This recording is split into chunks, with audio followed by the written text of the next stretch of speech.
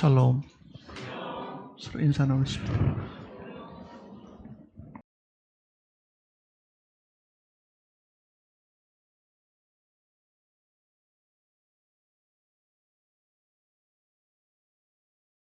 요한복음 보시겠습니다. 5장입니다.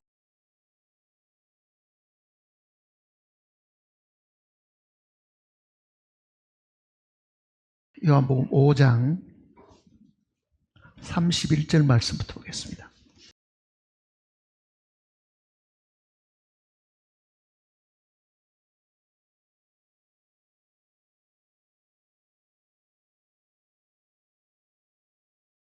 내가 만일 나를 위하여 정언하면 내 정언은 참되지 아니하되 나를 위하여 정언하시는 이가 따로 있으니 나를 위하여 정언하시는 그 정언이 참인 줄 아노라. 너희가 요한에게 사람을 보내매 요한이 진리에 대하여 정언하였느니라. 그러나 나는 사람에게서 정언을 취하지 아니하노라. 다만 이 말을 하는 것은 너희로 구원을 받게 하려 함이니라. 요한은 켜서 비추이는 등불이라. 너희가 한때 그 빛에 절거히 있기를 원하였거니와 내게는 요한의 증거보다 더 큰 증거가 있으니 아버지께서 내게 주사 이루게 하시는 역사 곧 내가 하는 그 역사가 아버지께서 나를 보내신 것을 나를 위하여 정언하는 것이요 또한 나를 보내신 아버지께서 친히 나를 위하여 정언하셨느니라. 너희는 아무 때에도 그 음성을 듣지 못하였고 그 형상을 보지 못하였으며 그 말씀이 너희 속에 거하지 아니하니 이는 그가 보내신 이를 믿지 아니함이라. 너희가 성경에서 영생을 얻는 줄 생각하고 성경을 연구하거니와 이 성경이 곧 내게 대하여 정언하는 것이니라. 그러나 너희가 영생을 얻기 위하여 내게 오기를 원하지 아니하는도다. 나는 사람에게서 영광을 취하지 아니하노라. 다만 하나님을 사랑하는 것이 너희 속에 없음을 알았노라. 나는 내 아버지의 이름으로 왔음에 너희가 영접하지 아니하나 만일 다른 사람이 자기 이름으로 오면 영접하리라. 너희가 서로 영광을 취하고 유일하신 하나님께로부터는 영광을 구하지 아니하니 어찌 나를 믿을 수 있느냐. 내가 너희를 아버지께 고발할까 생각하지 말라. 너희를 고발하는 이가 있으니 곧 너희가 바라는 모세니라. 모세를 믿었더라면 또 나를 믿었으리니 이는 그가 내게 대하여 기록하였습니다. 그러나 그의 글도 믿지 아니하거든 어찌 내 말을 믿겠느냐 하시니라. 기도하십니다.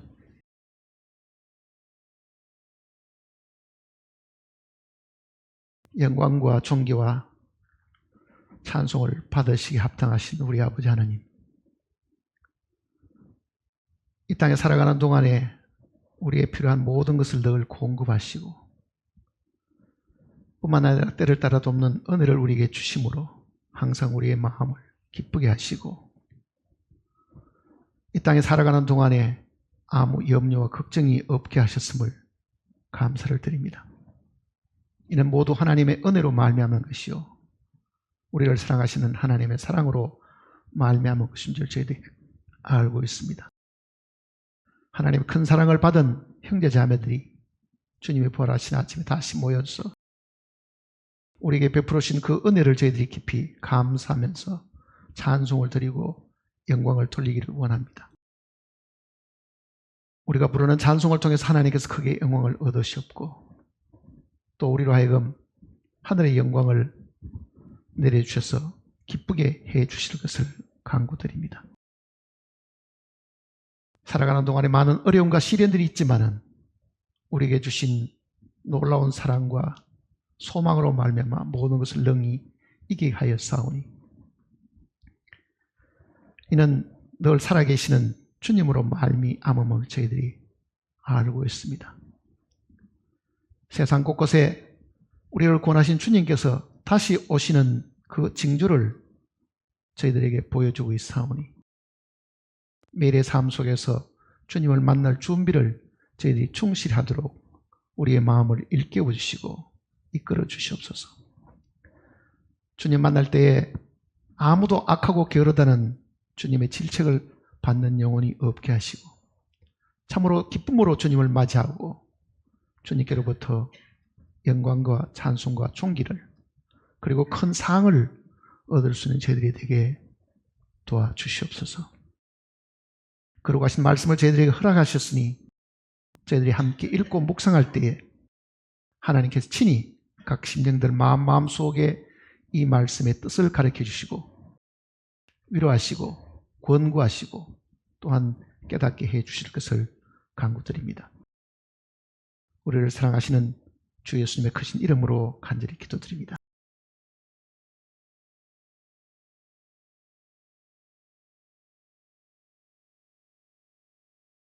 사람들이 예수님을 안다고들 이야기를 하고 있습니다. 우리들도 예수님을 안다고 이야기를 하고 살아가고 있습니다. 그러나 우리가 알고 있는 그 예수님에 대한 지식이 근거가 어디 있냐 하는 것이 굉장히 중요합니다. 사람이 써놓은 어떤 책을 통해서도 우리는 예수님에 대해서 알 수 있는 부분도 있고요. 또 전해오는 어떤 이야기를 통해서도 예수님에 관해서 알 수 있는 것이 분명히 있기는 할 겁니다. 그런데 예수님에 대한 그 지식이 하나님께로부터 말미암은 것이 아니면은 정확지를 않습니다. 정확지를 않다는 것은 잘못된 지식이나 혹은 거짓된 정보를 통해서 자기가 주님을 알고 있다고 생각하기 때문에 나중에 어떤 길은 사람의 보기에 바르나 필경은 사망의 길이다 하는 것처럼 끝에 가서 전혀 다른 결과를 얻어서 크게 낭패를 당한 일들도 분명히 있습니다. 사도 바울은 예수 그리스도를 아는 지식이 이 세상의 어떤 것보다도 귀하고 고상하다고 말씀을 하셨습니다. 빌립보서를 잠깐 한번 보시면요. 3장입니다.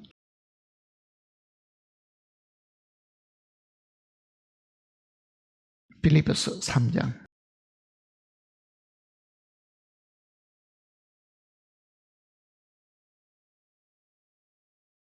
(320페이지) 8절입니다. 3장 8절.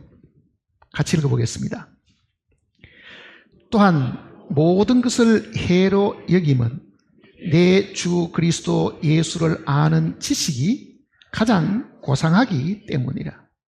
내가 그를 위하여 모든 것을 잃어버리고 배설물로 여김은 그리스도를 얻고. 자, 내가 모든 것보다도 이 예수님을 아는 지식보다 더 귀한 것을 가진 건 없다. 그러니 이 지식에 비교할 것이 없으니까 내가 가진 모든 것들은 내가 배설물처럼 여긴다 그랬습니다. 특히 여기는 주 예수 그리스도를 아는 지식 그랬습니다. 알고 있는 그 내용이잖아요. 주 예수 그리스도를 알고 있는 지식. 한번 생각을 해보세요. 예수 믿는다고 하는 사람들이 예수님에 대해서 얼마나 알고 있느냐 하는 겁니다. 또 알고 있는 이 지식이 무엇에 근거하고 있느냐 하는 것을 우리가 생각을 해봐야 됩니다. 누가 가르쳐 준 것이며 누가 이 지식을 나에게 전달해 준 것인가를 생각을 사실은 해봐야 됩니다. 그것이 잘못된 것일 수 있고요. 부정확하기 때문에 정말 하나님이 나에게 원하시는 그 주님이 아닌 전혀 엉뚱하게 알고 있을 수도 있습니다. 그런데 요한복음 오늘 읽었던 그 내용은 그 지식이 어디에 근거해야 되는가를 우리에게 가르쳐주는 부분입니다. 예수님을 알되 내가 알고 있는 그 예수님이 어떤 것에 근거한 것이냐 하는 것을 지금 우리에게 설명을 해주고 있는 겁니다. 아이들도 예수님 안다고 이야기합니다. 왜냐하면 주일학교에 가서 듣고 배우는 어떤 지식으로도 예수님 안다고 이야기할 수 있습니다. 물론 그 지식이 다 틀렸다든지 근거가 잘못됐다고 말하는 건 아닌데 많은 경우는 예수님에 대한 지식이 정확지를 않습니다. 세상이 바로 그렇잖아요. 예수님이 누구냐 물으면요, 종교의 시조처럼 생각합니다. 유대교는 모세가 우두머리고 선지자고, 기독교는 예수가 우두머리고, 이슬람교는 마호멧이 그게 시조인 것처럼, 그러니 종교의 시조처럼 생각하는 그 가르침이 세상에 팽배하지요. 뿐만 아니라 세상 사람들은 마호멧도 위대하고 모세도 위대하고 예수도 위대한 선지자다. 그러니 모세와 마호멧이 사람인데 예수 그리스도 사람으로, 그 중에 한 부분으로, 그리고 이 세 사람이 동일한 위치에 있는 것처럼 그렇게 생각하는 가르침들도 팽배해 있습니다. 그러니 그런 지식이 우리 마음속에까지 만일 들어와 있다고 하면 사실 우리는 예수님에 대해서 제대로 모르는 사람들입니다. 정말 예수님이 이 세상에 많은 성인들 중에 한 명 정도밖에 되질 않느냐? 세상 사람들은 많은 성인 중에 예수도 끼어 있다고 생각하는데 우리도 예수를 아는 지식이 그 정도밖에 되지 않느냐? 그럼 그게 정말 문제입니다. 그 지식을 가지고는 우리는 하늘에 이를 수가 사실은 없습니다. 영생은 유일하신 참 하나님과 그의 보내신 예수 그리스도를 아는 것이다 그러잖아요. 그러니 예수 그리스도를 제대로 알면은 우리는 영생을 얻을 수 있다는 이야기인데, 세상에 많은 사람이 알고는 그 지식 가지고는요, 그네들은 영생을 얻지를 못합니다. 4대 성인 중에 한 사람, 종교의 교주처럼 생각하는 그 정도의 지식 가지고는 우리는 영생에 이를 수가 사실은 없습니다. 혹시 우리 중에도 아직도 그 정도의 지식밖에 없는 사람이 있다고 하면요, 오늘 우리는 이 말씀을 통해 가지고 우리가 예수 그리스도를 아는 지식이 어디에 근거를 해야 되는가 하는 것을 성경이 분명히 가르쳐주고 있습니다. 이 근거 위에 우리가 주님을 알지 못하면 모릅니다. 자, 세상 사람이 가르쳐주지 않아도요, 우리가 자기 지각을 따라가지고 한번 상상을 한다고 생각해 보세요. 내가 깊이 연구를 합니다. 예수님이 어떤 분일까? 꿈에 나타났다. 꿈에 나에게 한번 보였다. 꿈에 보이는 예수님의 지식을 썼다고 가정해 보세요. 내가 연구하고 노력해가지고 예수님이 이런 분이라고 하는 어떤 결론에 이르렀다 하더라도요, 그 지식도 자기는 믿으려고 할지 모르지만은 그 지식도 잘못된 것입니다. 어떻게 알겠어요? 예수님을 어떻게 알겠냐고. 내가 꿈에 봤으면 압니까? 저도 꿈에 예수님을 가끔은 봅니다. 그런데 내가 꿈에 예수님이라고 봤던 그분이 화가들이 그려놓은 초상화 속에는 예수님도 아니고 조각 속에는 예수님도 아니고 전혀 다른 모습인 거예요. 그런데도 꿈 속에는요, 내가 예수님을 봤다고 생각을 하고 있는 거죠. 그럼 그 꿈에 본 그 예수님이 사실이냐? 그거를 객관적으로 어떻게 증명하겠어요? 왜? 예수님 당시에 사진도 한 장 남아있지를 않고, 그렇잖아요. 초상화도 한 장 남아있는 게 없습니다, 지금. 그러니까 가끔 사람들은, 내가 꿈에 예수님 봤다. 꿈에 본 그분이 진짜 예수님인지 누가 그거를 확인시켜 줄 수 있느냐는 그잖아요. 그러니 내가 꿈에 봤다고 하는 것도 예수님에 대한 지식이 될 수는 없습니다. 그렇다고 하면은 진리에 이르는, 영생에 이르는 예수님에 대한 지식은요, 이 성경이 가르쳐준 이 내용대로 되어야 됩니다. 다시 요한복음 보세요. 이제 5장을 보시면요,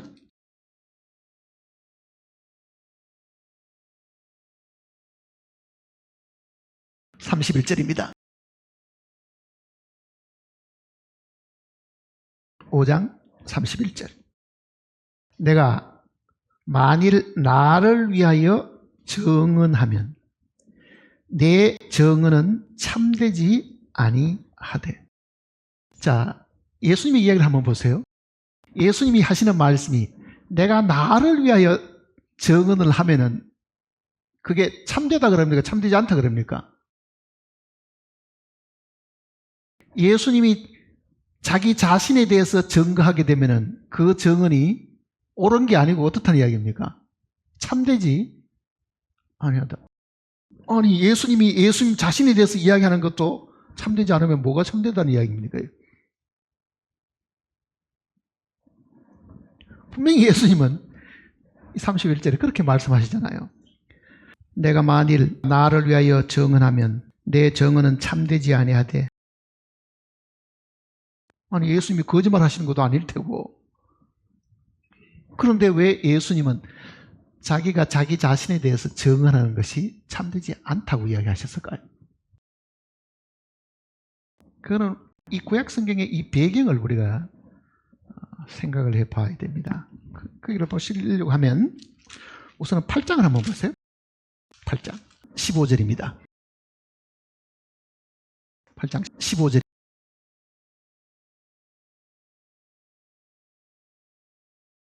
너희는 육체를 따라 판단하나 나는 아무도 판단하지 아니하노라. 만일 내가 판단하여도 내 판단이 참되니 이는 내가 혼자 있는 것이 아니요 나를 보내신 이가 나와 함께 계심이라. 자, 나를 보내신 이가 나와 함께 계심이라 하는 표현이 하나 있고요. 또 한 곳을 보시면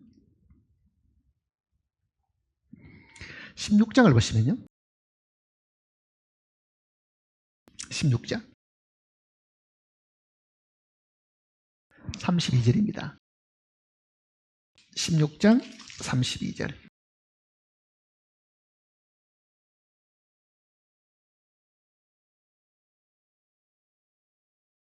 보라, 너희가 다 각각 제 곳으로 흩어지고 나를 혼자 둘 때가 오나니 벌써 왔도다. 그러나 내가 혼자 있는 것이 아니라 아버지께서 나와 함께 계심이라. 자, 예수님의 이 이야기를 우선 잘 생각을 해봐야 됩니다. 사람들의 눈에 예수님은 혼자밖에 안 보이잖아요. 그런데 예수님은 늘 하시는 말씀이 내가 혼자 있는 게 아니고 누구하고 있다고요? 아버지와 내가 함께 있다. 둘이가 있다는 이야기잖아요. 둘. 눈에 보이는 나도 있고 내 안에 계시는 아버지도 있으니까 너희는 그 아버지를 못 보지만은 나는 내가 말을 할 때는 이 말이 혼자 하는 말이 아니고 증인이 하나가 더 있어서 둘이가 하는 말이다. 그 뜻입니다. 그러면 구약 성경 속에 어떤 이야기가 있습니까? 한 사람의 증거로 재판을 하지 말고 증인은 반드시 두 사람이나 세 사람이 있어야 된다 그러잖아요. 그러니 한 사람의 증거를 가지고 유무를 결정해서 되는 일이 아니라고 하면은 예수님이 증언을 하시게 되면 예수님의 증언은 사람들 볼 때는 어떻습니까? 혼자이기 때문에 너희가 나를 볼 때는 내 증언이 옳지 않다라고 말할 수 있다. 그래서 예수님은 내가 혼자 있다고 보는 너희 앞에 내가 증언하면은 내 증언이 참되지 않고, 근데 예수님은 사실은 혼자 계시는 것이 아니고 어떻습니까? 두 분이 계신다는 얘기예요. 구약 성경을 한번 보시면요. 신명기를 보세요.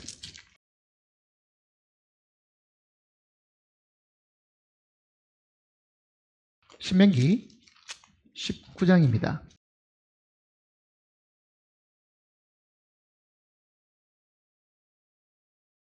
신명기 19장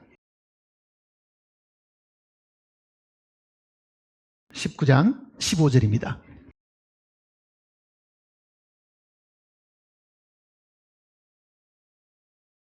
사람의 모든 악에 관하여 또한 모든 죄에 관하여는 한 증인으로만 정할 것이 아니요 두 증인의 입으로나 또는 세 증인의 입으로 그 사건을 확정할 것이며.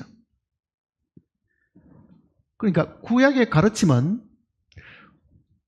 정이 되려고 하면은, 증거를 하려고 하면은 반드시 두 사람 이상이 되어야 되는데 그렇잖아요.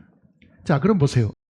예수님이 하나님에서 증언을 하는데 혹은 세상에 대해서도 악하다고 증언을 하면은 예수님 혼자서 만일 증언을 한다고 하면은 유대인들 생각은 뭐겠습니까? 증인이 하나가 더 있어야 된다는 것을 머릿속에 가지고 있겠죠. 근데 예수님은 뭐라고 말씀하십니까? 너희가 나를 내 혼자로만 본다고 하면은 이 증인이 잘못될 수가 있다. 왜? 성경대로 하면은 내 증거는 혼자 사게 되면은 이게 잘못이지만은 사실은 너희 보기에 내가 혼자 있는 게 아니고 아버지가 나와 함께 있으니 내 증거는 확실하다. 이렇게 얘기하시는 겁니다. 그렇잖아요. 다시 이제 5장을 보세요. 요한복음 5장을 보시면요.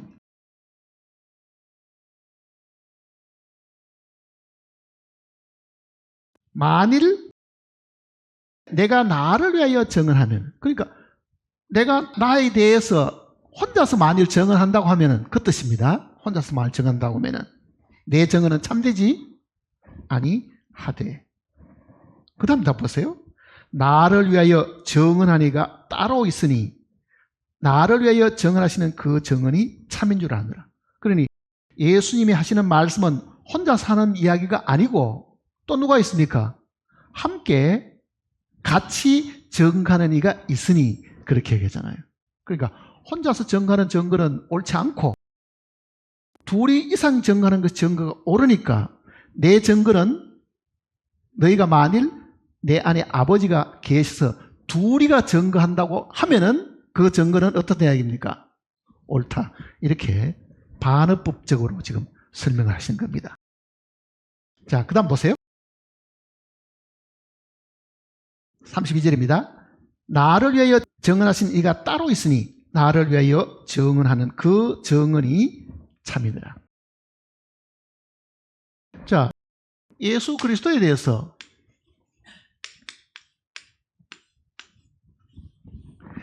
이 8장 내용 속에는요, 사중으로 지금 증거하고 있는 이야기입니다. 네 가지를 지금 들어서 설명을 하고 있는데 그 첫 번째 증거를 지금 이렇게 얘기합니다. 33절입니다. 너희가 요한에게 사람을 보내매 요한이 진리에 대하여 증언하였느냐. 그러나 나는 사람에게서 증언을 취하지 아니하노라. 다만 이 말을 하는 것은 너희로 구원을 받게 하려 함이라. 요한은 켜서 비추이는 등불이라. 너희가 한때 그 빛에 즐거이 있기를 원하였거니와. 자, 첫 번째는 누가 증거합니까? 예수님에 대해서 요한이 증거하고 있는 겁니다. 요한의 증거. 요한이 뭐라고 말합니까? 요한은 말라기 그 예언이나 이사야의 그 예언대로요, 주의 얘기를 전해가지고 예수 그리스도를 유대인들에게 증거해가지고 믿게 하려고 하는 마지막 선지자로 온 사람입니다. 그러니 요한이 이 땅에 와서 예수 그리스도를 보고 뭐라고 말합니까? 보라, 세상 죄를 지고 가는 하나님의 어린 양이로다 그러잖아요. 그러니 예수님을 향해 가지고 증거하시는 그 증거는, 첫 번째는 그 당시에 유대인들에게 세례 요한이 증언을 했습니다. 그 세례 요한의 증언은 세례 요한이라는 사람이 증거한 게 아니고 그 사람을 하나님이 보내셔가지고요, 그 입으로 예수를 두고 증거하게 사실하신 겁니다. 그러니까 그 당시 사람들은 자기 눈을 뚫어지게 봐도 그가 하나님의 아들이심을 몰랐고 세상죄를 지고 가는 하나님의 어린 양인 줄 몰랐는데요, 세례 요한의 증거를 통해 가지고 죄인들 혹은 세리들은요 그 말씀을 받아들이고 하나님을 어렵다고 증거했잖아요. 그러니 세례 요한의 증거를 통해서 예수 그리스도를 당시의 사람들이 믿었습니다. 바로 그 세례 요한이 예수님에 대해서 증거한 장 본인이었잖아요. 또 그 세례 요한을 바로 그 일을 하라고 보낸 것입니다. 그러니 우리는 구약에 예언된 세례 요한에 대한 이야기와 그가 이 땅에 와서 예수님을 어떻게 증거했는지를 알 수 있습니다. 그러니 잘 모르겠으면은, 예수 그리스도에 잘 모르겠으면은 세례 요한이 예수님에 대해서 어떻게 설명을 했는가에 대한 것을 우리가 듣고 배움으로 예수님에 대해서 알 수 있는 첫 번째 길이 있다는 것을 이야기를 하고 있는 겁니다. 많은 구원받은 사람들이 요한복음 1장 29절 그 내용을 통해서 구원받은 사람들이 많습니다. 보라 세상지를 주관하는 하나님의 어린 양이로다. 그거는 세례 요한의 증거잖아요. 사실은 세례 요한이 예수님에 대해서 증거한 내용이라고요. 눈을 닦고 봐도 그가 하나님의 아들인 것을 그 당시 사람은 아무도 모릅니다. 세례 요한조차도요, 자기의 육신의 능력으로 예수 그리스도를 알아본 게 아닙니다. 예수님이 다 성장할 때까지도 예수님이 어떤 분인지 잘 몰랐습니다. 세례 요한조차도. 나는 분명히 메시아를 증거하러 온 사람인데 과연 메시아가 진짜 누군지를 자기도 지금 잘 모르고 있었잖아요. 세례 요한이 뭐라고 말합니까? 나도 그를 알지 못하였으나 나더러 물로 세례를 주라 하신 이가 나에게 이르시되 성령이 누구에서 내리는 것을 보거든 그가 곧 성령으로 세례를 주는 이인 줄 알라 하셨기에 그러잖아요. 그러니 성령이 비둘기 같이 하늘에서 예수님 머리 위에 침례받으신 이후에 이렇게 내려오는 일도 있었고 음성이 들렸잖아요. 하늘의 음성이. 그래서 이분이 내가 증거해야 될 하나님의 아들이시구나. 그렇게 알은 겁니다. 그러니 하나님의 계시를 통해서 알았던 그 세례 요한이 예수님을 두고 보라 세상 죄를 지고 간 하나님의 어린 양이다. 그렇게 예수님에 대해서 첫 번째는 세례 요한이 증거한 겁니다. 그러니 우리가 필요한 것은 세례 요한의 증거도 필요합니다. 왜? 세례 요한은 예수님을 증거하기 위해서 이 땅에 온 분이기 때문에 그렇습니다. 그 다음 또 한번 보세요. 35절을 보면은 요한은 켜서 비추이는 등불이라 너희가 한때 그 빛에 즐거이 있기를 원하였거니와. 자, 등불은 언제 필요한 겁니까? 깜깜한 밤에 필요한 거죠.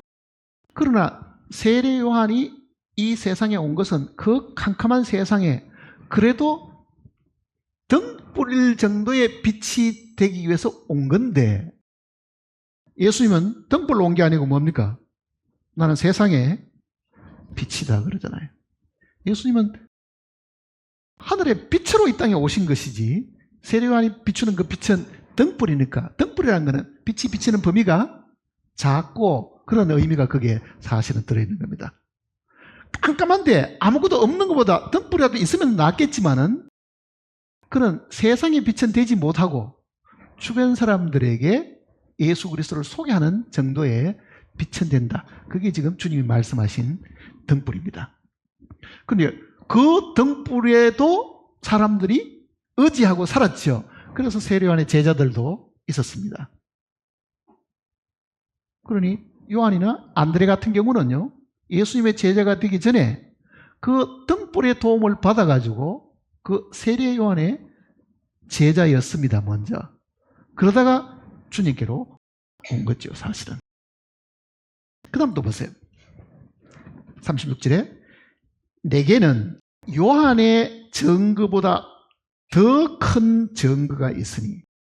자, 예수님이 이야기하시기를 내게는 했으니까 즉 나를 증거하는 요한의 증거보다도 더 큰 증거가 있다.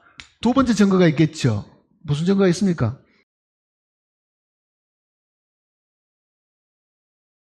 아버지께서 내게 주사 이루게 하시는 역사 곧 내가 하는 그 역사가 아버지께서 나를 보내신 것을 나를 위하여 증언하는 것이요. 자, 요한이 이분이 바로 하나님의 아들이시고 세상죄를 지고 하나님의 어린 양이시다. 그 정도밖에 이야기를 안 했습니다.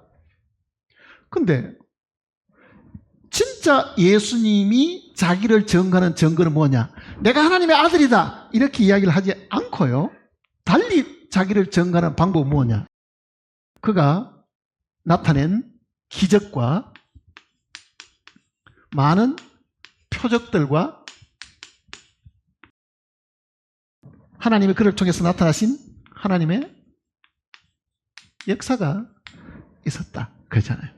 자, 요한의 증거도 예수님을 증거하는 증거가 될 수 있는데 그것보다도 사람들로 하여금 예수 그리스도를 믿게 하는 그 증거는 무리로 걸어가시는 것. 배를 타고 가시다가 주무시고 풍랑이 일어났을 때 제자들은 놀라가지고 우리의 죽게 된 것을 돌아보지 아니하시나이까 하고 주님을 막 깨벨 때예요.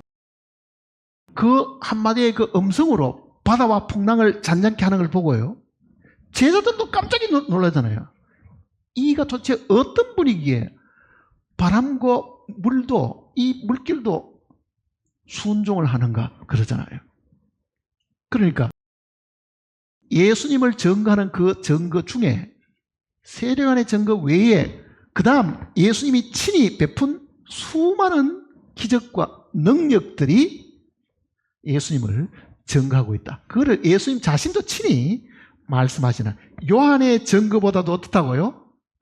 더 큰 증거다 그 얘기잖아요. 자, 예수님이 하나님의 아들이시고 예수님이 그리스도라는 그 제일 큰 증거는, 세례요한이 증거했던 그 증거보다 더 큰 증거는 사람들이 뭘 보고 알았겠어요? 죽은 사람도 살리지요. 예수님이 이 땅에 계실 때 세 사람이나 죽은 사람을 살리셨습니다. 불치의 병들은 다 고치셨지요. 바람과 풍랑을 잔잔케 하시는 것뿐만 아니라 그 물 위로도 걸어가시고 중력의 지배도 받지 않으실 정도의 그 능력을 나타내 보이는 그 기적과 표적들이 예수님을 증거하는 것이다. 그러니까 예수 그리스도를 못 믿겠거든요. 그가 이 땅에 계실 때에 사람이 할 수 없는 수많은 능력과 기적과 표적들을 보고라도 예수 그리스도를 하나님의 아들로 믿도록 해 주신 것이다 그러잖아요. 그 당시 사람들은 믿은 사람도 있지만 그 기적을 통해서 대부분 사람들은요, 그 당시 종교 지도자들은 예수님이 이 능력 행하신 것을 시기하고 그가 하나님의 아들이심을 오히려 더 믿지 않았습니다. 뒤로 보시면요, 11장을 보세요. 요한복음 11장.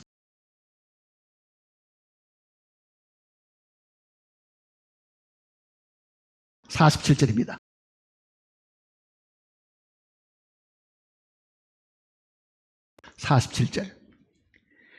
이에 대제사장들과 바리새인들이 공회를 모으고 이르되, 이 사람이 많은 표적을 행하니 우리가 어떻게 하겠느냐?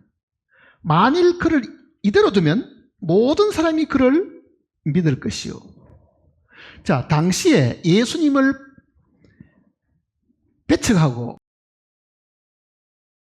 예수를 믿지 않았던 이 종교 지도자들은요, 예수님이 이 능력과 표적을 행하는 것을 다 보고 이걸 이대로 뒀다가는 이 표적 때문에 자기들을 따라야 될 이 백성들이 몽땅 다 예수님을 추종하고 따르게 된다 하면 이거는 있을 수 없으니까 죽여야 된다, 이렇게 생각했잖아요. 그러니까 반대하는 사람들도 예수 그리스도가 수많은 능력과 기적을 베푸셨다는 것을 증언하는 거잖아요. 반대하는 사람. 반대하는 사람 같으면 그건 그 가짜야, 마술 부리는 사람도 그렇게 할 수 있어, 이렇게 말하겠지만은요, 이 반대하는 사람 분명히 그 표적과 기적 때문에 많은 군중들이 그를 추종하게 되면은 우리가 믿는 이 믿음, 모세를 향한 이 율법 지키고 사는 이 유대교의 이 체제가 무너지지 않겠는가? 그네들은 사실은 그거를 두려워한 거죠. 그러니 예수님은 두 번째는 요한의 증거보다 더 큰 증거는 내가 너희 가운데 능력을 나타내 보인 것이다. 그러니까 나를 못 믿겠거든. 뭘 믿으라는 이야기입니까? 그 기적과 표적들을 보고 나를 믿으라고 이야기하신 거잖아요. 아니, 어떻게 죽은 사람을 살릴 수 있겠냐고, 사실은요. 병을 낫게 하는 거는 가끔은 요즘도 TV 보면은 신유의 은사를 받았다고 하는 사람들이 나와가지고 쇼 같은 일들을 들어하고 있기는 하지만은요, 죽은 사람을 그네들이 살릴 수 있느냐 하는 거는 불가능한 이야기잖아요. 죽은 사람들은. 그것도 많은 군중들이 모인 데서 무덤을 향해 가지고 나사로야 나오라, 사람들이 다 둘러보고 있는데, 그러니 그런 기적을 베푼 그 내용을 상세하게 성경 속에 기록을 해줬고, 오늘 우리는 간접적으로 나사렛 예수가 죽은 사람을 살리는, 나사로도 살리는, 나인성의 과부의 아들도 살리는 그런 능력을 갖추신 분이라 하면은, 예수를 믿지 않던 사람도요, 한 번은 정말 죽은 사람도 살리는 이분이 하나님의 아들이 아니겠는가, 한 번은 의심을 해봐야 됩니다. 한 번은 마음에 퀘스천마크를 가져야 될 거 아니에요. 세례요한의 증거를 안 믿으려고 하면은 이 기적을 통해서라도 예수 그리스도를 믿도록 사실은 하셨다, 그 이야기입니다. 다시 이제 5장을 보시면요,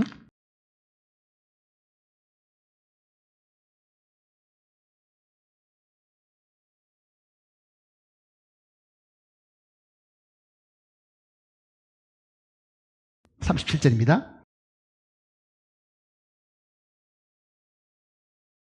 또한 나를 보내신 아버지께서 친히 나를 위하여 증언하십니다. 그 다음에는 하나님 아버지가 증거하셨다. 하나님 아버지가 증거하셨다. 하나님 아버지.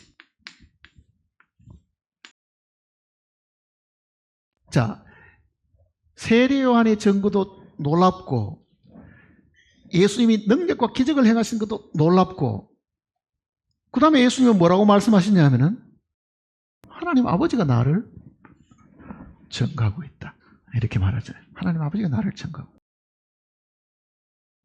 유대인들도 하나님 아버지는 믿고 있잖아요. 사실은요, 너희가 아버지라고 말하는 그분이 나를 증거하고 있다, 이렇게 지금 이야기를 하고 있는 겁니다. 요한 1서를 보시면요, 요한 1서 5장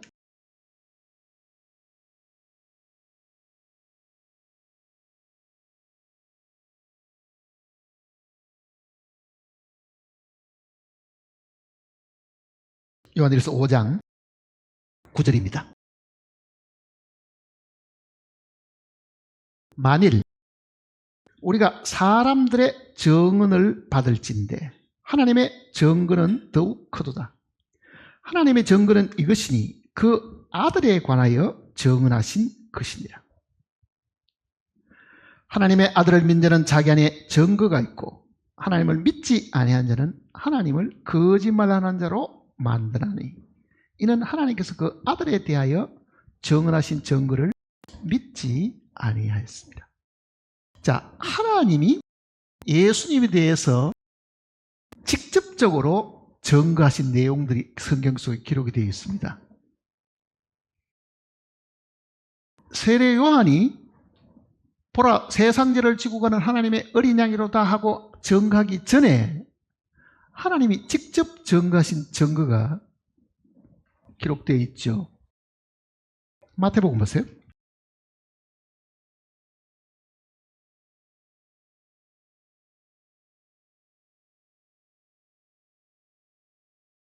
(3장입니다)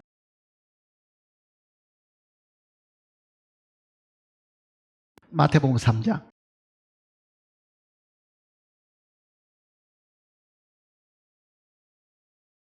16절입니다. 3장 16절. 예수께서 세례를 받으시고 곧 물에서 올라오실새 하늘이 열리고 하나님의 성령이 비둘기같이 내려 자기 위에 임하심을 보시더니, 이거는 예수님이 보신 겁니다. 예수님이 자기 위에 성령이 임하신 걸 보셨죠. 17절을 같이 읽어볼까요? 하늘로부터 소리가 있어 말씀하시되 이는 내 사랑하는 아들이요 내 기뻐하는 자라. 자, 이 소리는 하나님이 직접 음성으로 그 자리에 들려주신 겁니다. 사실은요, 하나님이 직접적인 증거잖아요. 하나님의 이 직접적인 증거가 신약 성경 속에 3번이나 나옵니다. 두 번째는요, 변화상에 계실 때입니다. 제자들 3사람을 데리고 변화산에 올라가셨는데 하늘에서 음성이 들리죠. 17장을 보세요. 마태복음 17장.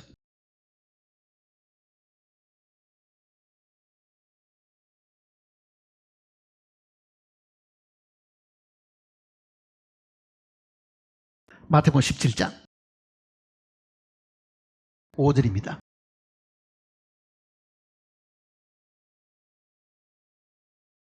4절부터 보십시다. 베드로가 예수께 여쭈어 이르되 주여 우리가 여기 있는 것이 좋사오니 만일 주께서 원하시면 내가 여기서 초막 셋을 짓되 하나는 주님을 위하여 하나는 모세를 위하여 하나는 엘리야를 위하여 하리이다. 말할 때에 호련히 빛난 구름이 그들을 덮으며 구름 속에서 소리가 나서 이르되 이는 내 사랑하는 아들이요 내 기뻐하는 자니 너희는 그의 말을 들으라 하시니라. 자, 하늘에서 음성이 들리면은요 사람들이 어떻게 알아들을까요? 공포가 밀려옵니다. 공포가. 다메섹 도상에 사도 바울이 빛을 보고 음성이 들리잖아요.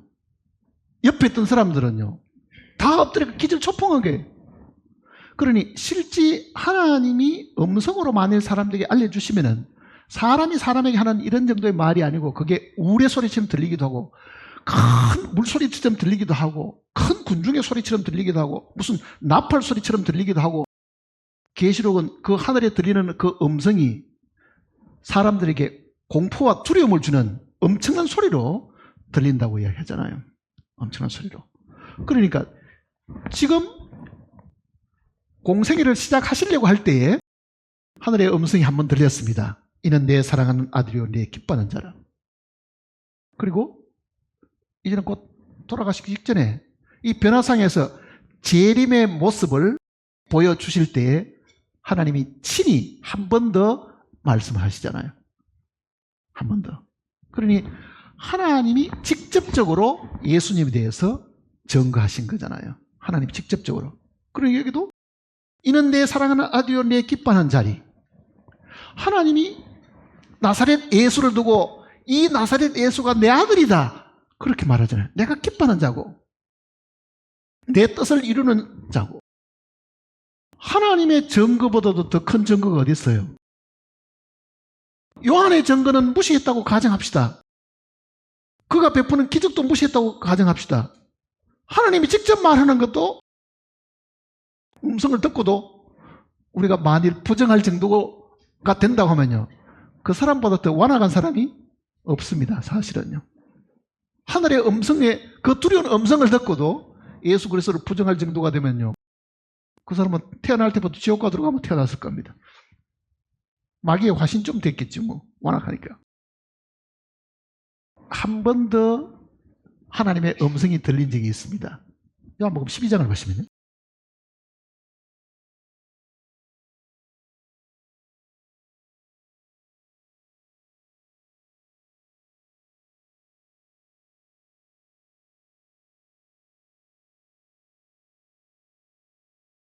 요한복음 12장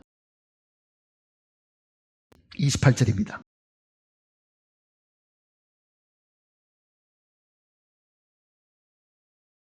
아버지여 아버지의 이름을 영광스럽게 하옵소서 하니 이에 하늘에서 소리가 나서 이르되 내가 이미 영광스럽게 하였고 또 다시 영광스럽게 하리라 하시니.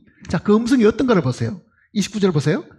곁에 서서 들은 무리는 천둥이 울었다고도 하며 어떤 이들은 천사가 그에게 말하였다고 하니. 그러니 하나님의 음성이 우레소리 즉 천둥소리 같이 들린다는 뜻입니다. 자, 그 우레와 천둥 같은 그 음성이 들린 거는요 예수님을 들으라고 한 게 아닙니다. 예수님 주위에 둘러선 사람들 들으라고 하나님이 직접 말씀하신 거잖아요. 그러니 우리는 이 땅에 오신 이 예수 그리스도를 그 영광의 하나님이 직접 이는 내 아들이다 내 기뻐하는 자다. 그리고 이 복음서 내용 속에 그 음성이 3번씩이나 이렇게 울려 퍼졌다는 것을 지금 이야기하고 그 음성이 천둥 소리처럼 들렸다고 지금 이야기를 하고 있는 겁니다. 그런데도 만일 예수님을 부정할 정도로 만일 우리가 완악하면요 방법이 없습니다. 지옥 가도록 내버려두는 방법밖에 없는 거예요, 지금요. 또 한번 보세요. 5장을 보시면, 요한복음 5장.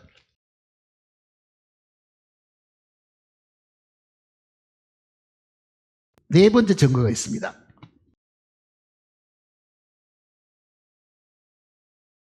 37절입니다. 또한 나를 보내신 아버지께서 친히 나를 위하여 증언하셨느니라. 너희는 아무 때도 그 음성을 듣지 못하였고 그 형상을 보지 못하였으며. 38절입니다.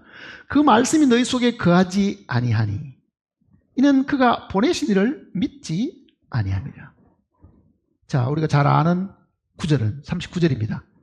너희가 성경에서 영생을 얻는 줄 생각하고 성경을 연구하거니와 이 성경이 곧 내게 대하여 증언하는 것이다. 자, 네 번째는 뭐가 있습니까? 성경이 있다. 그 얘기잖아요. 성경이 있다.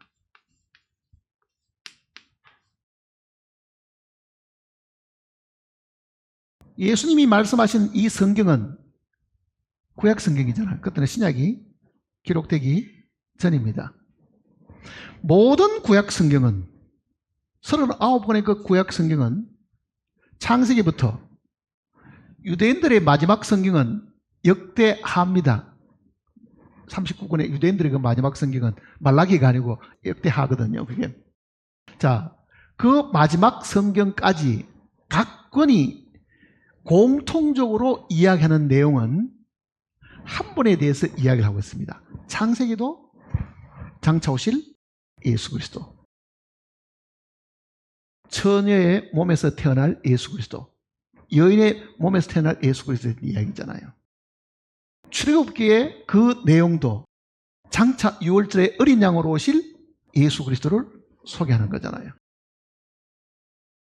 레위기도 제사의 제물이 되시는 예수님이잖아요. 그 제사가 바로 예수님 자신을 두고 하는 이야기니까. 그러니 구약 성경 모두가 다 장차 오실 예수 그리스도를 증거하는 것이고, 신약은 뭐냐? 그 구약대로 오신 예수 그리스도를 증거하는 것이 사도들의 이 기록이잖아요. 그게 신약입니다. 신약. 그거를 사도 베드로는 이렇게 우리에게 가르쳐 줍니다. 베드로 후서를 보시면요.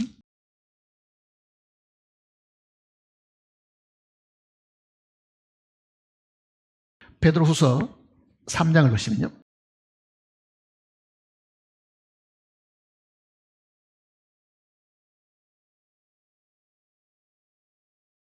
베드로 후서 3장.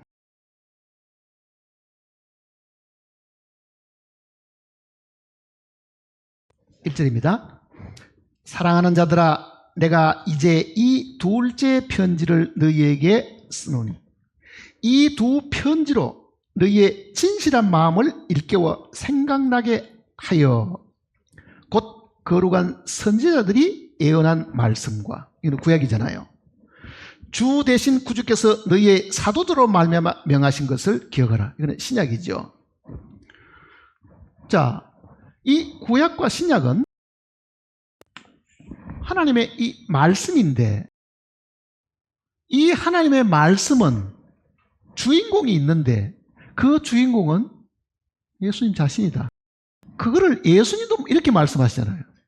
너희가 성경에서 영생을 얻는 줄 생각하고 성경을 연구하거니와 이 성경이 구약이든 신약이든 이 성경이 내게 대하여 증거하는 것이다. 구약은 장차 오실 메시아를, 신약은 이미 이 땅에 오셔서 모든 일들을 이루신 그 메시아를 증거하는 거잖아요. 그러니까 거룩한 선지자들이 증거한 그 구약의 이야기, 예수 그리스도의 사도들이 증거한 신약의 이야기, 이 모든 것들이 예수님에 대해서 증거하는 것이다. 그 얘기입니다. 자, 그런데 한번 보세요. 이제 지금 우리가 그러면 예수님을 믿으려고 하면은 앞에 있는 이 세 개의 증거는 기대할 수가 없습니다. 왜? 세례요한도 죽어버렸고, 그렇잖아요. 예수님도 더 이상 안 계시니까 직접적인 이 기적을 볼 수가 없고, 우리가 감히 하늘에서 들리는 하나님의 음성을 들을 방법도 없고, 오늘 우리가 예수 그리스도를 믿을 수 있는 유일한 증거는 뭡니까? 신약과 구약 성경입니다. 근데 가끔은 사람들이 하나님 나에게 음성을 한번 들려주시면, 꿈이라도 한번 보여주시면 내가 믿을 텐데, 이렇게 생각하는 사람이 있습니다. 예수님이 뭐라고 말씀하십니까? 의심 많은 도마에게도요, 보고 믿는 자보다 보지 않고 믿는 자가 더 복이 있다. 볼 수가 없다는 이야기잖아요. 지금 볼 수 없습니다. 그러니 오늘 내가 믿는 예수 그리스도가 내가 읽은 이 성경에 기초한 것이냐, 이게 제일 중요한 겁니다. 성경에 그 말이 있느냐, 성경에 그게 그렇게 기록이 되어 있느냐, 이거보다 더 확실한 예수 그리스도를 믿을 수 있는 증거는 없습니다. 꿈에 들었던 이야기 믿을 수가 없습니다. 그건 객관성이 없잖아요. 내 혼자 들은 건데 그게 하나님께로부터 온 건지 귀신에게로 오는 건지 그걸 어떻게 알겠어요? 귀신도 광명의 천사로 속인다 그랬습니다. 그렇다고 하면은 내가 봤던 게 광명의 천사라 하더라도 귀신일 수도 분명히 있다는 의심은 항상 해야 되는 거잖아요. 그게. 근데 100% 우리가 믿을 수 있는 거는 지금은 하나님 말씀밖에는 없습니다. 이 기록된 말씀밖에 없어요. 그래서 성경은 기록된 말씀 밖에 넘어가지 마라 그러잖아요. 기록된 말씀 밖에 넘어가지 마라. 문제는 이렇게 확실한 말씀을 주셨는데도 안 읽는 거예요. 결국은 안 읽어가지고 그 증거를 모르는 거나, 아예 이 성경이 자기 손에 없어서 모르는 사람이나, 있어도 안 봐서 안 듣고 안 읽어가 모르는 사람이나 결과는 똑같죠. 그러니까 성경이 지금 시대에 유일하게 예수 그리스도를 증거하는 겁니다. 유일하게. 그럼 어떻게 해야 되겠어요? 너희가 성경에서 영생을 얻는 줄 생각하고 성경을 어떻게 한다고요? 먼저 성경은 상고하거니와 이렇게 얘기했습니다. 상고한다는 말도 자세하게 본다는 뜻입니다. 그게 자세하게. 문제는 구원받은 지가 몇 년이 됐는데도요, 성경 한 번 안 본 사람이 많습니다. 그 뭐 설교 들으면 됐지. 그 뭐 굳이 뭐 그걸 뭐 어떻게 할 필요가 뭐 있냐. 게으름의 소치입니다.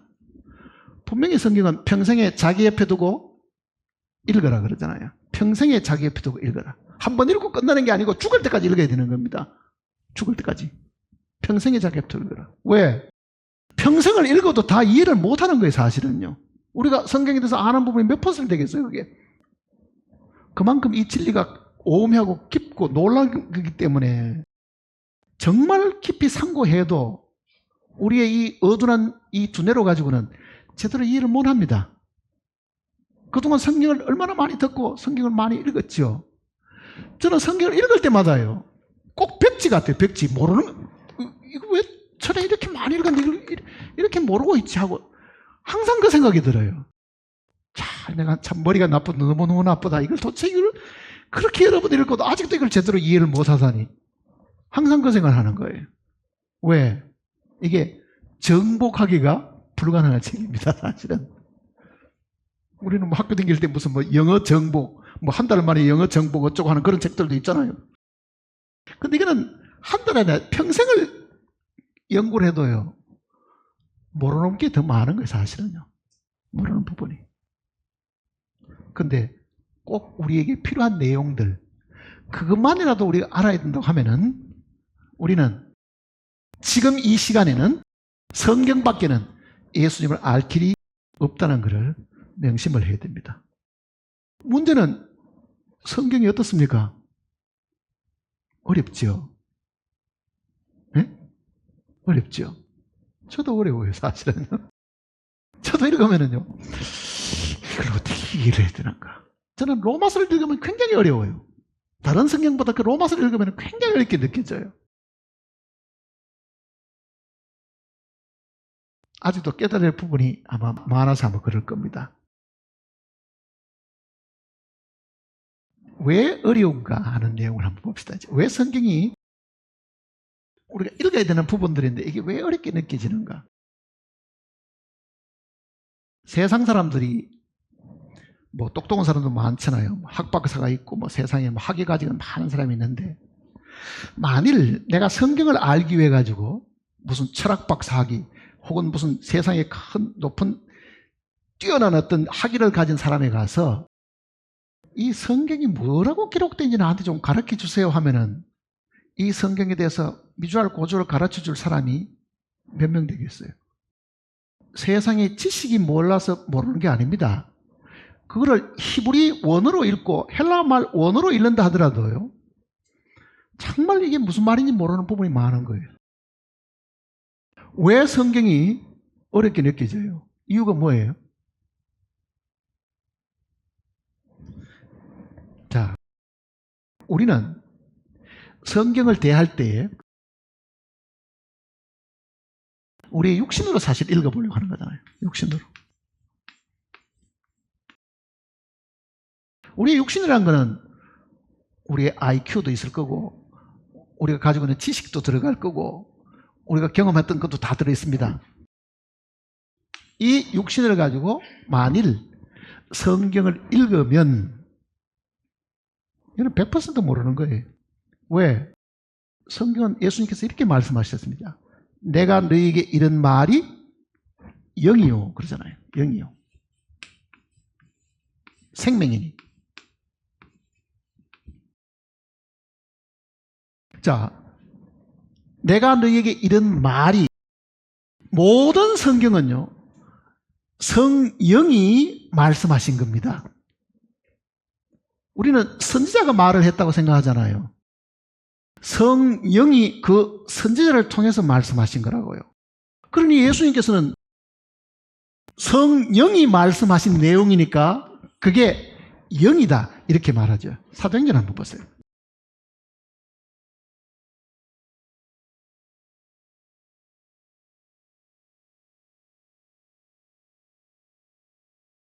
사도행전 1장을 보시면요,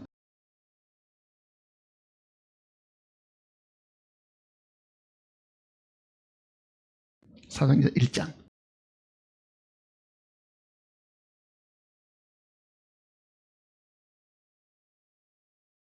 16절입니다. 형제들아, 성령이 다윗의 입을 통하여 예수 잡는 자들의 길잡이가 된 유다를 가리켜 미리 말씀하신 성경이, 자, 다윗이 기록한 내용조차도 누가 한 이야기입니까? 성령이 하신 것이다. 그 이야기입니다. 성령이 하신 것이다. 그러니까 성령이 하신 말씀은 영입니다.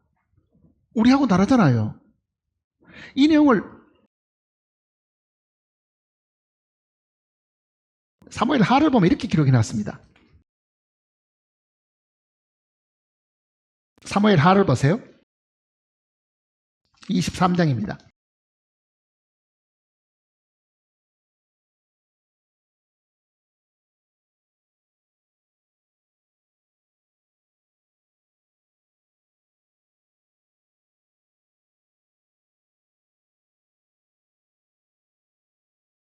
사무엘하 23장 503페이지입니다. 1절입니다. 이는 다윗의 마지막 말이라. 이새의 아들 다윗이 말하며 높이 세워진 자, 야곱의 하나님께로부터 기름 부음 받은 자, 이스라엘의 노래 잘하는 자가 말하노라. 2절 같이 읽어볼까요? 여호와의 영이 나를 통하여 말씀하시며 그의 말씀이 내게. 그러니 다윗이 읊은 그 모든 시편의 기록들이나 다윗이 한 그 모든 말들은 뭐라는 이야기입니까? 여호와의 영이 나를 통해서 하신 말씀이다. 자기 이야기가 아니라고 이야기했잖아요. 자기 이야기가. 그러니 사도행전 내용도 형제들아 성령이 다윗의 입을 통하여 이렇게 말씀하신 거죠. 이거는 다윗뿐만 아니라 구약의 모든 선지자들도 성령이 그들의 입에서 말씀하신 거잖아요. 성령이 말씀하신 것. 그러니까 예수님께서도 내가 너에게 이런 말이 영이요. 뭐로 말씀하셨겠어요? 영어로 말씀하신 거죠. 예수님께서도 영어로 말씀하신 거잖아요. 자, 우리는 육이고 하나님의 말씀은 영이면 영이 하나님의 말씀을 이해하겠어요? 못합니다. 그는. 성경도 그 내용을 이야기하잖아요. 고린도전서 2장을 봤어요.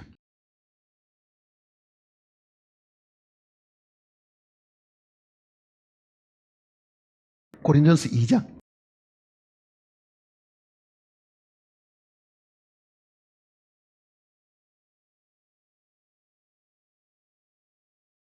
구절입니다.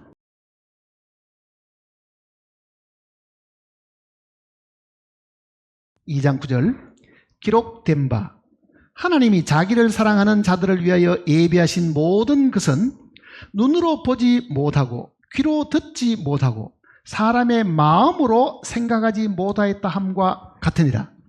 오직 하나님의 성령으로 이것을 우리에게 보이셨으니 성령은 모든 것 곧 하나님의 깊은 것까지도 통달하시느니라. 사람의 일을 사람 속에 있는 영 외에 누가 알리오? 이와 같이 하나님의 일도 하나님의 영 외에는 아무도 알지 못하니라. 12절을 같이 읽어보겠습니다. 우리가 세상의 영을 받지 아니하고 오직 하나님께로부터 온 영을 받았으니 이는 우리로 하여금 하나님께서 우리에게 은혜로 주신 것들을 알게 하려 하심이라. 자, 성령을 우리에게 주셔가지고 그 성령을 통해서 하나님이 우리에게 주신 것을 알게 한다. 그 성령을 언제 주십니까? 믿을 때 주시잖아요. 너희가 믿을 때 성령을 받았냐 그러잖아요. 자, 우리는 믿을 때 성령을 받았습니다. 그 받은 성령을 가지고 영적인 것, 즉 이 하나님의 말씀도 영이라 그랬으니까 내가 받은 그 성령을 통해서 영을 알아가는 거죠. 하나님의 말씀을 알아가는 겁니다. 세상 사람들이 성경을 모르는 이유는요, 무식해서 그런 게 아닙니다. 영이 없어 그런 거죠. 하나님의 영이 없기 때문에. 요한복음 17장에 있는 그 말씀은요, 영생은 유일하신 참 하나님과 그가 보내신 자 예수 그리스도를 아는 것 그랬죠. 아는 것. 자, 영생이라는 게 뭐냐? 아는 것이다. 예수님을 알고 하나님을 아는 것이 영생이다. 이렇게 이해하기가 쉬운데요. 이 뜻은 그런 뜻이 아닙니다. 하나님을 알고 예수 그리스도를 아는 것이 영생이 아니고 영생이 있어야 하나님을 알고 예수님을 안다. 그 뜻입니다. 영생이 있어야, 생명이 있어야, 생명이 있어야 성경을 이해하게 되는 겁니다. 생명이 있어야 하나님의 말씀을 깨닫는 거잖아요. 그러니 영생이라는 것은 하나님께서 우리에게 주신 새 생명인데 이 생명이 성령을 통해서 우리에게 주셨다고 하면은 그 영생이 있어야 하나님도 알고 예수 그리스도도 아는 것이다. 예수 그리스도 아는 수단이다. 그 뜻이잖아요. 그런데 영생이 없는 사람, 성령이 없는 사람에게 성경을 내밀고 이 성경이 무슨 뜻인지 가르쳐 주세요라고 말하면은 그게 그 사람 머릿속에 뭐가 나오겠어요? 나올 게 하나도 없습니다. 모르는 거예요. 이게. 구원을 받았다는 것은 놀라운 겁니다. 성경을 알 수 있는 지혜가 우리 속에 주어진 거잖아요. 영원하신 하나님을 알 수 있는 생명이 우리에게 주어진 거잖아요. 그런데 오늘 우리가 하나님을 알 수 있는 또 하나님의 이 거룩하신 말씀을 알 수 있는 그 성령까지 주셔가지고 그 영이신 하나님의 말씀을 읽고 이해하도록 하셨다고 하면 우리는 뭘 해야 되겠어요? 그 영을 통해 가지고 성경을 부지런히 읽고 배워야 된다는 뜻이잖아요. 문제는 사람들이 이 자기 속에 하나님의 성령이 와 있다는 걸 제대로 인식을 못하기 때문에요. 구원받았으면 됐지 뭐 하나님의 뭐 생명이 내 속에 있는지를 내가 어떻게 알아? 뭐 그게 뭐 가슴에 있어 머리에 있어 뭐 어떻게?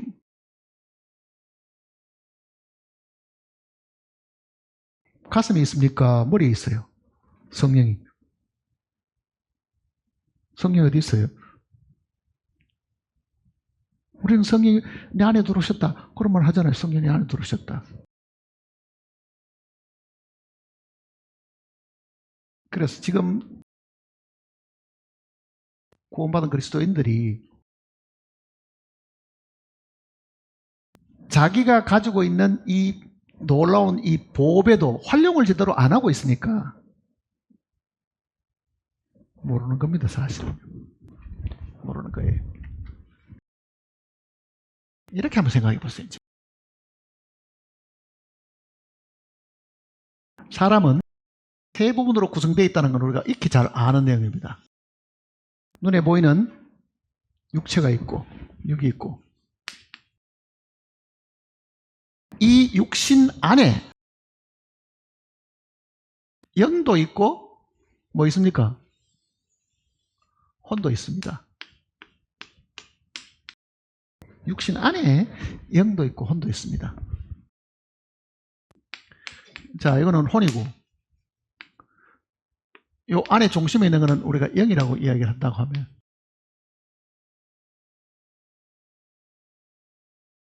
혼은 잘 알지요. 사실은요. 혼이 뭐냐면 혼은 우리의 지식과 감정과 의지가 여기 속한 겁니다.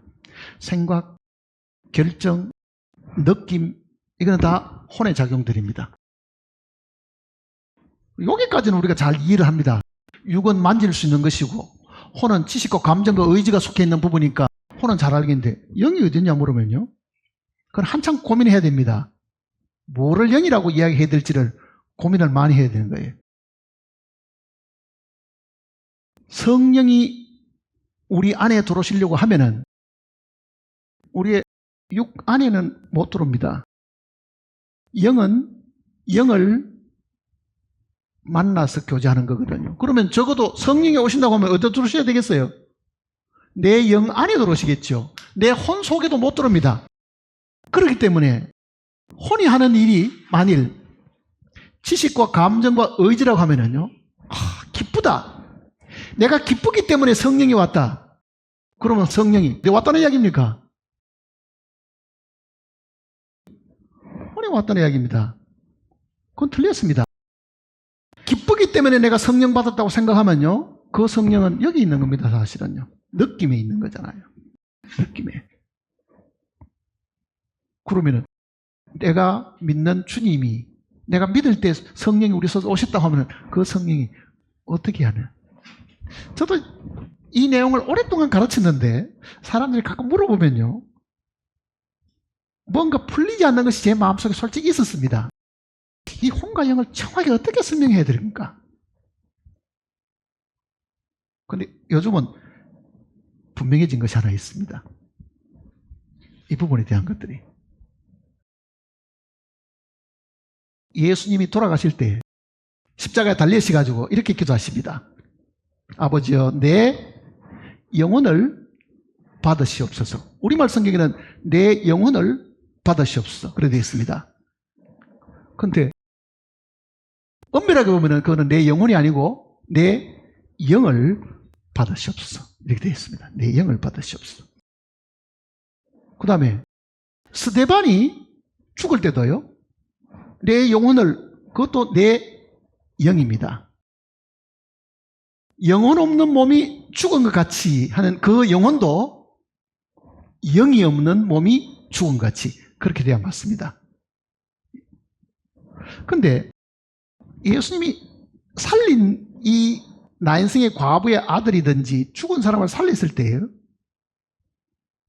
달리다 쿰, 소년아 내가 너에게 말하노니 일어나라 그러죠. 쿰 하는 말이 일어나라는 뜻이니까 일어나라 그랬더니만 소년이 혼이 돌아와 이렇게 되어 있죠. 혼이 돌아와.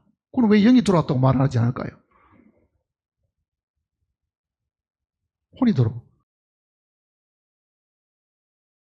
그러면은 예수님은 하나님께 영을 맡겼고 스데반도 영을 맡겼는데 그러면은 혼이 가는 거냐 영이 가는 거냐 아마 궁금하죠 사실은요. 어떻게 되는지는. 근데 하나님께서 이 내용을 분명하게 우리에게 가르쳐 주셨습니다. 저는 이거를 확실하게 믿습니다. 보세요.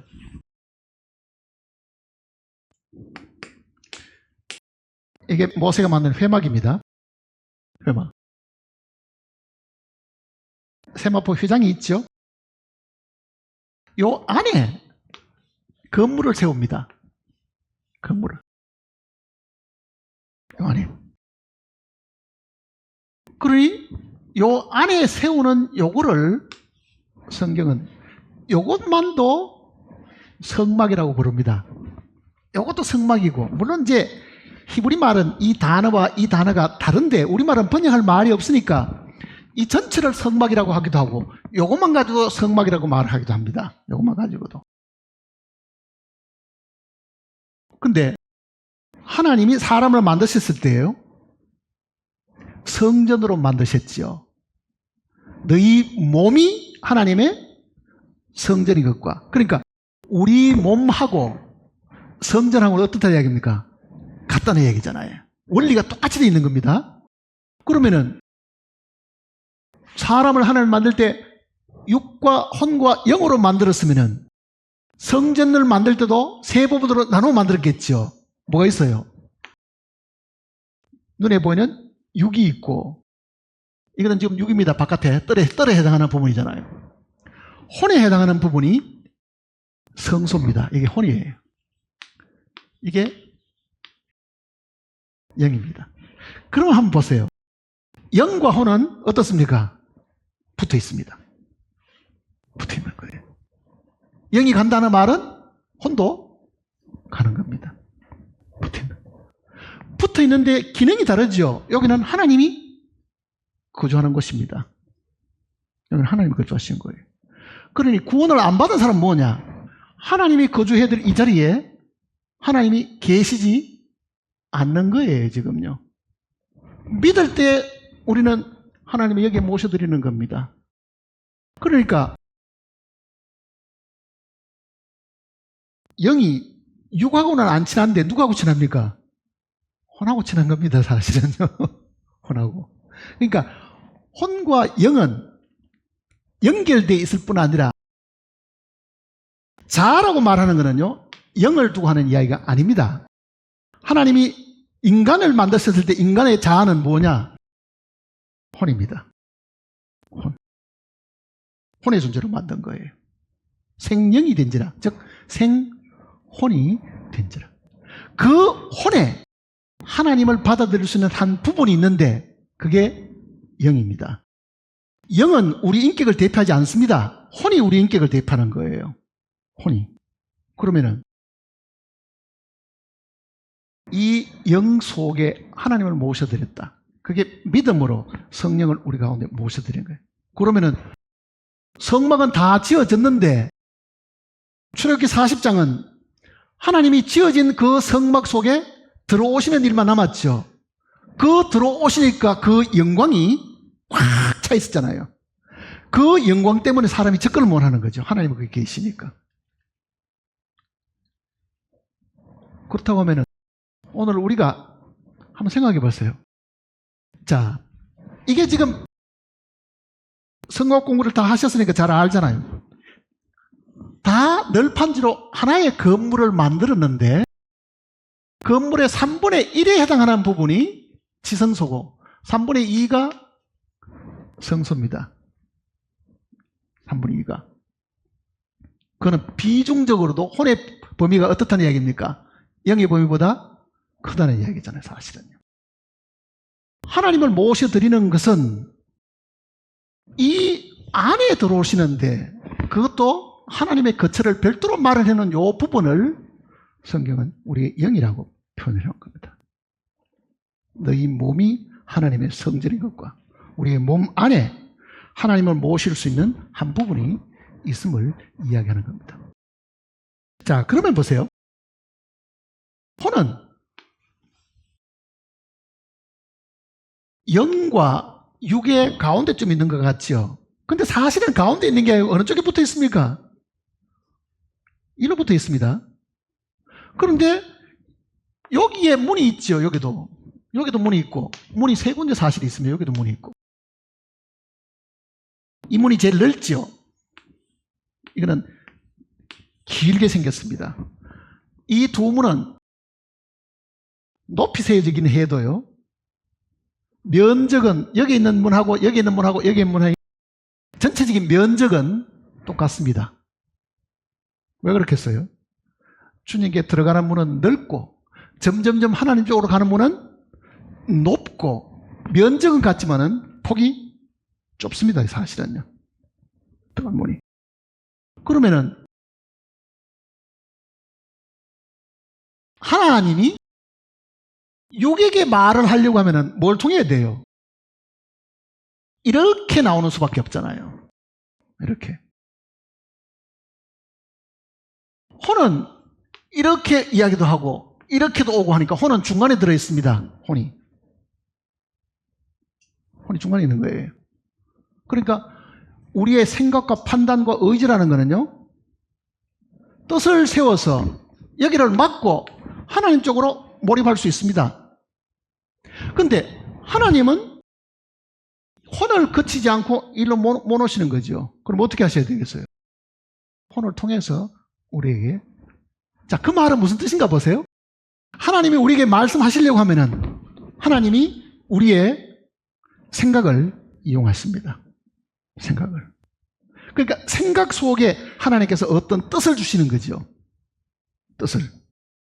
그거를 내가 포착을 하면은 하나님의 뜻을 알 수 있습니다. 그 생각이 아주 미세한 소리로 들리기 때문에 놓치기가 쉬운데요, 분명히 하나님은 이 혼의 생각 속에 자기의 뜻을 전달해 줍니다. 생각 속에. 만일 우리 생각이 온통 세상에 먹고 사는 문제에 몰입해버리면요, 그 생각을 주셔도 깨달을 방법도 없습니다. 그러니 우리 생각을 너무 한쪽에다가 몰입해가지고 걱정과 근심 속에 빠져 있으면 하나님 뜻 알기가 거의 불가능합니다. 생각에 여유를 둬야 돼요. 너무 생각이 한쪽에 다 빠져 있으면 절대로 하나님의 계시를 알 수가 없습니다. 자, 성령이 우리 속에 계시면 왜 말씀을 안 하시겠어요? 분명히 말씀하시죠. 기름 부음이 너희 안에 가시면 아무도 너희를 가르칠 필요가 없고, 그 기름 부음이 우리를 직접적으로 말씀하시려고 하면은 우리의 혼을 통해서 말씀하시고 그 혼 속에 우리의 생각을 통해서 말씀하시는 거예요. 그러니 생각이 항상 평온해야 됩니다. 걱정에 빠져 있어도 안 되고요. 생각 속에 나타나는 거예요. 자, 혼이 영과 육 사이에 있다고 하면 성경 속에 조금 이제 우리가 읽으면서 이제 헷갈리는 부분이 뭐냐면요, 오늘 형제도 질문하신 적이 있는데, 마음은 어디에 있느냐? 마음이 영에 속한 거냐 혼에 속한 거냐, 그 얘기입니다. 마음으로 믿어, 이런 표현들이 있지 성경에. 마음으로 믿어. 이건 이렇습니다. 영과 육 사이에 혼이 있는 것처럼요, 요 사이에 있는 게 있습니다. 요 사이에. 영과 혼 사이에 있는 것이 마음입니다. 그러니까 이 무슨 이야기냐면은 양심에 속한 부분과, 그거는 영에 속한 거잖아요. 영에 속한 양심과 혼에 속한 생각이 요 사이에 있는 거죠. 그러니까 마음으로 믿어 할 때는요, 이 마음은 뭐겠어요? 우리 양심과 관계가 있는 겁니다. 양심과. 마음으로 깨달아 하는 것은 뭐겠어요? 우리의 생각하고 관련이 있죠. 생각하고도 관련이 있고. 그러니까 마음을 잘 관리하는 것이 중요합니다. 왜 그렇습니까? 성령의 음성을 듣기 위한 거잖아요, 사실은. 마음이 불안하고 초조하고 걱정, 근심 속에 있으면 절대로 하나님의 계시를 못 받습니다. 직접적인 계시란 게 불가능한 거예요. 항상 기뻐하고 평온해야 됩니다. 빛과 변해야 돼.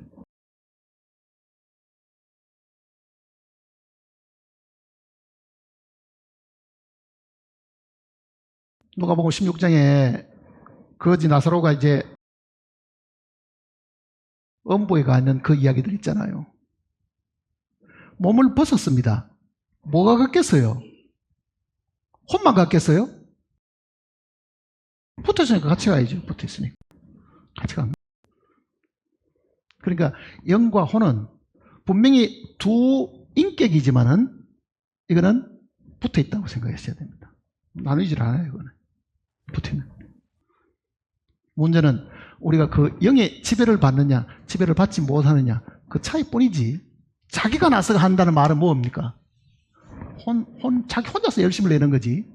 이 우리 속에 와 계시는 성령의 어떤 역사와 그 성령의 다스림을 직접 받지 않는다고 한다고 하면 그거는 자기 혼자 날뛰는 거죠. 자기 혼자서. 자, 구원받은 사람들이 성경을 읽을 때 혼이 읽습니다. 뭐가 있어야 되겠어요? 성령의 계시가 사실 필요하죠. 사실은.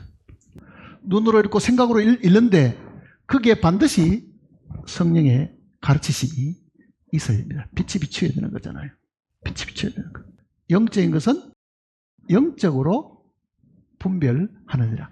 하나님께 속한 모든 것이 다 영적인 것이면 그 하나님에 속한 모든 것들은 하나님이 가르쳐 주셔야 되고 하나님이 깨닫게 해 주셔야 가능하다. 그 얘기입니다. 깨닫게 해 주셔야 가능하다.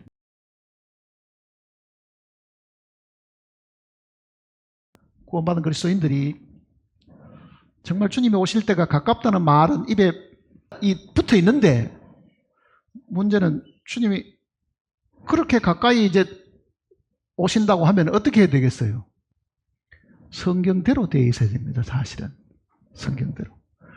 성경이 나에게 뭐라고 말하고 있느냐, 하나님 나에게 뭐라고 말하고 있느냐, 주님을 만날 준비를 어떻게 하라고 말하고 있는가, 그 부분을 우리가 늘 기억하고 있어야 됩니다. 사람이 말하는 것은 중요하지가 않습니다. 사람의 증거는 아무짝 쓸모가 없습니다. 하나님의 증거 이외에는 우리가 하나님을 믿을 방법이 없습니다. 앞에 세 가지는 다 지나갔고 이제 우리가 할 수 있는 것은 성경밖에 사실은 없습니다. 성경밖에. 그 성경도 하나님께서 친히 성령을 통해서 사람의 입을 빌려가지고 말씀하셨으니까 하나님이 직접 말씀하신 내용이잖아요. 그러니까 성경을 읽을 때 요한이 기록했느니 뭐 누가가 기록했니 그렇게 생각해서 될 일이 아닙니다. 하나님의 성령이 마태를 통해서 마가를 통해서 그렇게 말씀하신 내용입니다. 그러니까 이 성경의 절대적인 권위를 인정하면은 우리는 그 앞에 토를 달 만한 요만한 것도 없습니다. 성경을 하나님의 말씀이라는 그 권위를 깨버리니까요. 이게 누군가는 기록했겠지 하다 보니까 믿을 수가 없는 거예요. 이게 100% 하나님이 말씀하셨고 하나님의 영이 명하셨다고 하면은요, 여기에 거짓이 어디 있으며 필요 없는 말이 어디 있으며 군더더기 같은 말이 여기에 어디 있겠냐고. 이게 그러니까 읽을 때 이 내용을 하나님의 말씀으로 읽는 것만큼 복된 사람이 없습니다. 그러니까 성경은 세상 사람이 말하는 것처럼 그것도 누가 지었지요, 누가 뭐 썼지요, 쓰기야 사람 썼지. 그렇지만 성령이 그 사람의 입을 통해서 이걸 말씀하신 거잖아요. 하나님께 받아 말한 것이다. 그렇죠. 하나님께 받아 말한 것. 자, 하나님의 말씀이 내 손에 있습니다. 세상에 걱정이 필요가 없습니다. 정말 하나님의 말씀을 내가 마음에 붙들고 있다고 하면요, 이 속에 모든 게 다 들어있잖아요. 저는 예수님께서 저 하늘로 돌아가실 때 마지막 남기신 말씀을 큰 위로로 늘 삼고 있습니다. 하늘과 땅의 권세를 내게 주셨으니, 그렇잖아요. 하늘과 땅의 모든 권세를 내게 주셨으니 너희는 가서 예수 그리스도의 이름으로 세례를 주고 모든 족속에. 그 다음 뭐 있어요? 내가 세상 끝날까지 항상 너희와 함께 있으리라. 그것보다도 우리를 위로하는 말씀이 어디 있어요? 매일 생활 속에 함께 하시는 것뿐만 아니라 마지막 세상 끝날까지도 우리와 함께 하시겠다고 하면은 내가 뭘 두려워하면 뭐를 걱정할 이유가 뭐 있어 그게요. 그 내용이 그저 문자로 있는 게 아니고 하나님이 나에게 직접 하시는 말씀이라는 걸 내가 확실히 믿는다고 하면은 그거보다도 더 보배가 어디 있냐고 사실은요. 그 말씀보다. 돈이 나를 지켜줍니까? 그럼 왜 암 걸리가 죽어요? 돈이 고치면 되지. 돈은 죽음을 해결 못합니다. 심판도 해결 못합니다. 그러나 하나님은 예수 그리스도를 통해서 모든 것을 다 우리에게 다 주셨고 해결할 수 있는 분이기 때문에 우리 손에 성경이 주어졌음을 크게 기뻐해야 됩니다. 그것도 원어로 읽지도 못하는 외국말로 기록됐으면 어떻게 하겠어요? 누군가는 우리 앞선 사람들이 이거를 부지런히 번역해가지고 우리를 하여금 이렇게 쉬운 말로 읽을 수 있도록 다 해주셨으니 그것도 감사하게 생각해야 됩니다. 기도하십시다.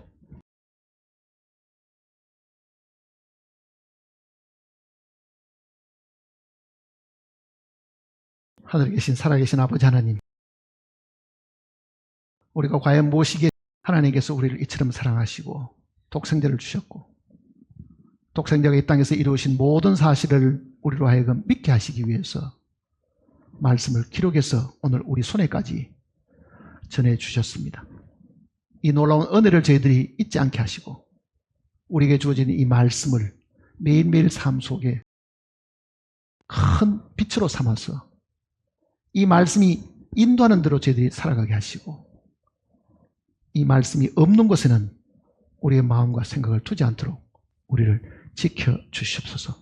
참으로 주님의 오심이 가까운 이때에 우리가 정신을 차리고 깨어서 기도하는 가운데 주님을 맞이하도록 도와주시옵소서. 주 예수님의 크신 이름으로 간절히 기도드립니다.